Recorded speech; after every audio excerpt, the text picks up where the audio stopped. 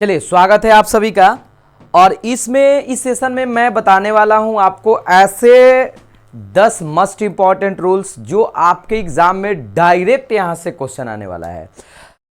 आप यदि question bank बनाए होंगे तो ये रूल्स आपको देखकर ही अंदाजा लग सकता है कि ये कितना इंपॉर्टेंट है, ठीक है ना। तो वैसे स्टूडेंट जो क्लास 12 में इस बार एग्जाम देने वाले हैं उनके लिए और भी ज़्यादा ये इंपॉर्टेंट रूल्स होने वाला है।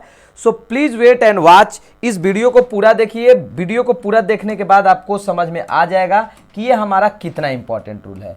तो मैं ऊपर लिख देता हूं इंपॉर्टेंट रूल्स। आप लोग भी कॉपी निकालिए और लिखना स्टार्ट करिए, क्योंकि लिखने से आधा चीजें याद हो जाता है, ठीक है ना। सबसे पहला रूल जो हमारा कहता है, मात्र 10 रूल बताऊंगा और आपको इसमें से 10 में 10 लड़ने वाला रूल्स है, ठीक है ना। एकदम इंपॉर्टेंट रूल्स है। सबसे पहला रूल, यदि सेंटेंस में लेट का यूज होता है तो आपको याद रखना है कि लेट के बाद हमारा होता है क्या जी, ऑब्जेक्ट। लेट के बाद क्या होता है, ऑब्जेक्ट। और ऑब्जेक्ट के बाद होता है हमारा वर्ब 1। ये एकदम रूल को 100% आप लोग याद रख लो। 100% ये लड़ने वाला रूल है। कि देखिए, अब इसमें 2 टाइप से क्वेश्चन पूछता है। देखिए कैसे कैसे। एग्जाम्पल के तौर पर यदि हम देखें, सबसे पहले समझना है किस टाइप का लेवल, मतलब किस लेवल का क्वेश्चन हम लोगों से पूछता है। तो ऐसे दे देगा, लेट ब्लैंक गो देयर, पहला क्वेश्चन दे देगा। अब इसमें ऑप्शन देगा, मान लीजिए ए ऑप्शन में, समझिए ध्यान से समझिएगा, आई दे देगा, मी दे देगा, माई दे देगा, माइन दे देगा। तो आपको समझना है कि लेट है तो ऑब्जेक्ट होता है। अब सभी स्टूडेंट को इतना तो याद होना ही चाहिए कि आई का ऑब्जेक्ट मी होता है, तो हमारा क्या आंसर हो जाएगा, मी। अब दूसरा क्वेश्चन जो देगा, लेट मी ब्लैंक देयर। अब ऑप्शन में आपका दे देगा, गो दे देगा, वेंट दे देगा, गोइंग दे देगा, गॉन दे देगा। आप एक बार वीडियो को देखकर कमेंट जरूर करिएगा कि नहीं सर, ऐसा रूल सही में बहुत बार पूछा गया है, इसलिए हमारा इसमें क्या हो जाएगा डियर्स, क्या हो जाएगा, गो हो जाएगा। तो पहला रूल आपका समाप्त हो गया। लेट के बाद ऑब्जेक्ट और ऑब्जेक्ट के बाद केवल और केवल हमारा वर्ब 1 होगा।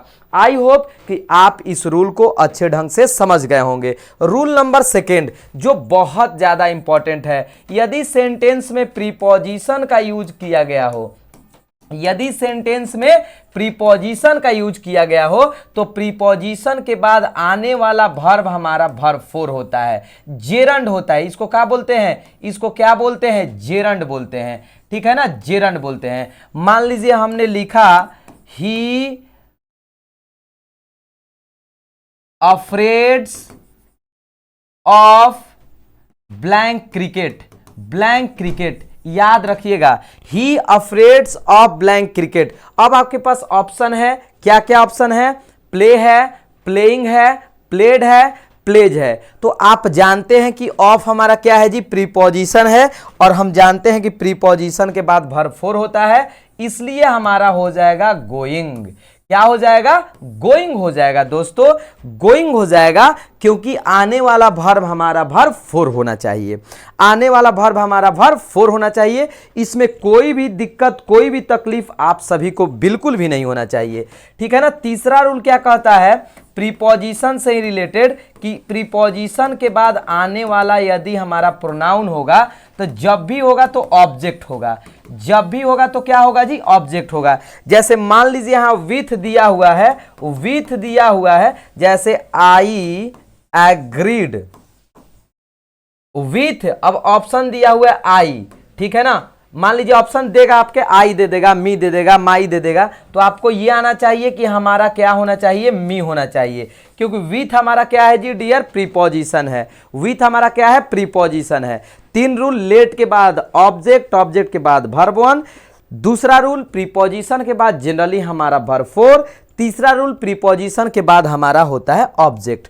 अगर बात करें रूल नंबर 4 की, तो रूल नंबर 4 कहता है कि किसी भी सेंटेंस में यदि मॉडल वर्ब का यूज हो, मॉडल वर्ब आप जानते होंगे, can, could, may, might, must, will, would, shall, should, इसके बाद हमारा जो वर्ब यूज होगा, आने वाला वर्ब सिर्फ और सिर्फ वर्ब 1 होगा, वर्ब 1 होगा। जैसे मान लीजिए ही कैन, ठीक है ना, ब्लैंक इंग्लिश, अब ये आपके लिए क्वेश्चन है। ऑप्शन क्या क्या है? स्पीक है, स्पोक है, स्पीकिंग है, स्पोकन है। तो आप जानते हैं कि कैन हमारा क्या है प्यारे साथियों? मॉडल वर्ब है। इसलिए हमारा आने वाला वर्ब केवल और केवल क्या हो जाएगा? वर्ब 1 यानी स्पीक हो जाएगा। क्या हो जाएगा? स्पीक हो जाएगा। चाहे मॉडल वर्ब हो चाहे टू हो, टू के बाद भी हमारा वर्ब 1 ही होता है। जैसे यहां लिख दिए हम टू प्लेड, ना ना ना ना, टू के बाद हमारा वर्ब 1 यानी क्या होना चाहिए? टू प्ले ही होना चाहिए, टू प्ले ही होना चाहिए। उम्मीद कर रहे हैं कि चीजें अच्छे ढंग से समझ में आ रहा होगा। तो ये सभी के सभी रूल्स आपका बहुत ही ज्यादा इंपॉर्टेंट है, इसको एकदम याद कर लो। हम तो कहेंगे याद कर लीजिए, ठीक है ना? याद कर लीजिए डियर्स, याद कर लीजिए। अच्छा जी, यदि किसी भी सेंटेंस में पजेसिव एडजेक्टिव का यूज किया गया है, पजेसिव एडजेक्टिव का यूज किया गया, पजेसिव एडजेक्टिव समझ रहे होंगे। पजेसिव एडजेक्टिव कहने का मतलब जैसे आई का माई, वी का आवर, यू का योर, ये सब होता है पजेसिव एडजेक्टिव। पजेसिव एडजेक्टिव के बाद हमेशा आपका आना चाहिए नाउन। क्या आना चाहिए जी? नाउन आना चाहिए, ठीक है ना? पजेसिव एडजेक्टिव के बाद हमेशा क्या आना चाहिए? आपका नाउन आना चाहिए, ठीक है? जैसे मान लीजिए हम यहां दिए माई दे दिए हैं। अब माई के बाद आपका ऑप्शन में कोई कोई ऐसा वर्ड दिया हुआ, मान लीजिए कोई वर्ब है, एडवर्ब है, लेकिन आपको क्या यूज करना है? तो आने वाला वर्ड हमारा होना चाहिए नाउन। एकदम 100% इसको आप लोग याद कर लो, याद कर लो। टाइम ज्यादा नहीं, आपको ज्यादा टाइम मैं नहीं दे सकता हूं, बस इतना टाइम जिससे आप आसानी से समझ सके, ठीक है ना? ठीक है, उम्मीद कर रहे हैं कि यहां तक समझ में आ गया होगा। आगे हम लोग चलते हैं। यदि बात करते हैं अगला, किसी भी सेंटेंस में एनफ का यूज किया गया हो, एनफ का यूज किया गया हो, तो एनफ के बाद हम लोग यूज करते हैं नाउन का। और जी एनफ से पहले हम लोग यूज करते हैं, एनफ से पहले यूज करते हैं एडजेक्टिव या एडवर्ब का। एडजेक्टिव या एडवर्ब का याद रखो। एनफ से पहले हमारा एडजेक्टिव या एडवर्ब और एनफ के बाद हमारा नाउन होगा। जैसे हम बोले he is rich enough, he is rich enough, याद रखना। अब रिच क्या है जी? तो हमारा क्या है? एडजेक्टिव है, एनफ से पहले आया है। अच्छा दूसरा, I have enough money, I have enough money, तो ये भी हमारा क्या हो गया? सही हो गया, क्योंकि एनफ के बाद क्या आना चाहिए? एनफ के बाद आप याद रखिए, एनफ के बाद कहीं ना कहीं हमारा आना चाहिए नाउन आना चाहिए, ठीक है ना माय डियर स्टूडेंट? एनफ से पहले एडजेक्टिव आना चाहिए। बहुत बार पूछा हुआ इससे क्वेश्चन, हजारों बार पूछा हुआ है, याद रखिएगा। अगर किसी सेंटेंस में आर्टिकल द का यूज दे दे तो जनरली द के बाद हमारा सुपरलेटिव डिग्री होता है। बहुत बार क्वेश्चन देता है, बहुत बार देता है, ठीक है? या ऐसे भी कह सकते हैं कि आगे सुपरलेटिव डिग्री दिया हो तो हमारा कौन सा आर्टिकल होगा भैया? कौन सा आर्टिकल होगा? तो इसमें आर्टिकल द हो जाएगा। आया बात समझ में? दोनों क्वेश्चन समझिए। अगर द यूज किया है तो सुपरलेटिव डिग्री, अब यहां दो रूल हो जाएगा। मान लीजिए 7 2 9, ठीक है ना? तो हम जैसे बोले द, अब यहां दे दिया option good, be, better, best, तो आपको याद रखना है क्या हो जाएगा जी? तो हमारा बेस्ट हो जाएगा। क्या हो जाएगा? बेस्ट हो जाएगा। कोई दिक्कत परेशानी? उम्मीद कर रहे हैं कि आपको यहां तक बिल्कुल भी नहीं होना चाहिए। अच्छा, यहां मान लीजिए कि बेस्ट दिया हुआ है, समझिए हमारे बात को, यहां बेस्ट दिया हुआ है तो बेस्ट से पहले हम लोग कौन सा आर्टिकल का यूज कर देंगे? आर्टिकल द का यूज कर देंगे, ठीक है ना? ठीक है ना? एकदम आसान है, आपको एकदम आसान है, बहुत ही इजी है, ठीक है ना? बहुत इजी है। द देखे सुपरलेटिव कर दिए, सुपरलेटिव देखे आर्टिकल द कर दिए, ठीक है ना? ठीक है ना बाबू लोग? अगला देखिए, अगर हम नेक्स्ट रूल का बात करें, अगला रूल का बात करें, ये भी बहुत ज्यादा इंपॉर्टेंट है। अगर हम लोग का सेंटेंस एज से जुड़ा हुआ हो तो ये होता है हमारा पॉजिटिव डिग्री, ठीक है ना? अगर जनरली देन आ जाए, याद रखिएगा, तो ये हमारा होता है कंपैरेटिव डिग्री। और कंपैरेटिव में ये भी याद रखना है कि हमारा ईआर लगता है या मोर लगता है। ईआर कहने का मतलब ना, जैसे गुड है तो बेटर, या मान लीजिए ब्यूटीफुल है तो मोर ब्यूटीफुल।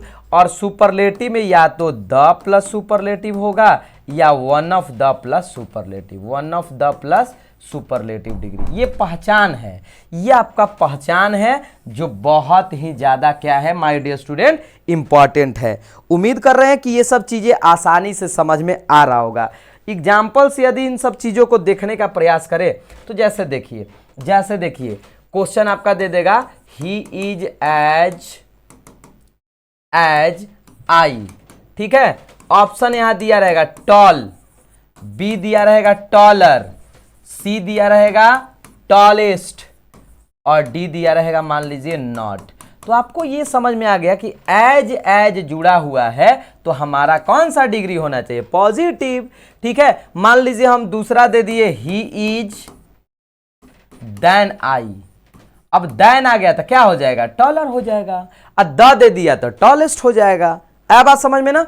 तो ये बहुत ही ज्यादा सब इंपॉर्टेंट रूल्स है, इतना ज्यादा इंपॉर्टेंट रूल है कि ये आपके एग्जाम में डायरेक्ट टच करने वाला है, डायरेक्ट। इस रूल्स को आने से कोई भी बचा नहीं सकता है, ये हमेशा से पूछा जाने वाला रूल्स है, ठीक है ना। तो ये हमने 8 से 10 इंपॉर्टेंट रूल को डिस्कस किया। आप सभी लोग कमेंट करके बताइए कि ये वीडियो आपको कैसा लगा। ऐसे ही पार्ट 2 के साथ हम लोग मिलेंगे अगले वीडियो में। जय हिंद। सॉरी।